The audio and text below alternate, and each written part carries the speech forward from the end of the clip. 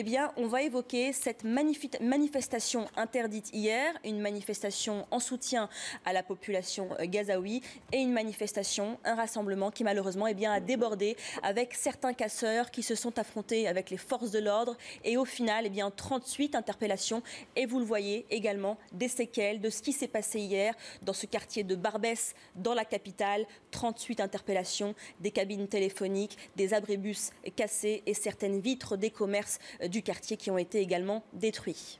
Bonjour Sandra Demarque. Bonjour. Vous êtes donc membre de la direction du nouveau parti en capitaliste.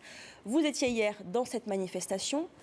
Qu'est-ce que vous avez à nous dire sur les différentes déclarations de ce matin, à la fois celle de Manuel Valls qui justifie l'interdiction à cause de ces violences et Bernard Cazeneuve qui dit qu'il fera tout pour éviter ce type de débordement s'il y avait par exemple de prochaines manifestations.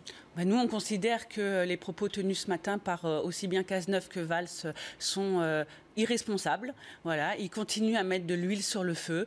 Aujourd'hui, hier, Paris a été la seule capitale dans le monde où une manifestation en soutien à la lutte des droits du peuple palestinien a été interdite. Même à Tel Aviv, il y a eu une énorme manifestation en soutien au peuple palestinien. Donc on voit que là, ils remettent 100 balles dans la machine et on voit très bien que la situation d'hier, l'interdiction, le dispositif policier impressionnant, moi j'avais jamais vu ça, ça évidemment a enclenché des débordements, ça a enclenché des incidents. Ce que vous dites, c'est que c'est une atteinte pour vous aux libertés publiques? Ah oui, l'interdiction d'une manifestation, le droit de s'exprimer, de manifester notre soutien et d'exprimer ce soutien est un droit élémentaire aujourd'hui. Et aujourd'hui, le gouvernement Valls, François Hollande, met quand même ce droit élémentaire en danger en France. Donc nous, on continuera à manifester notre solidarité. Et aujourd'hui,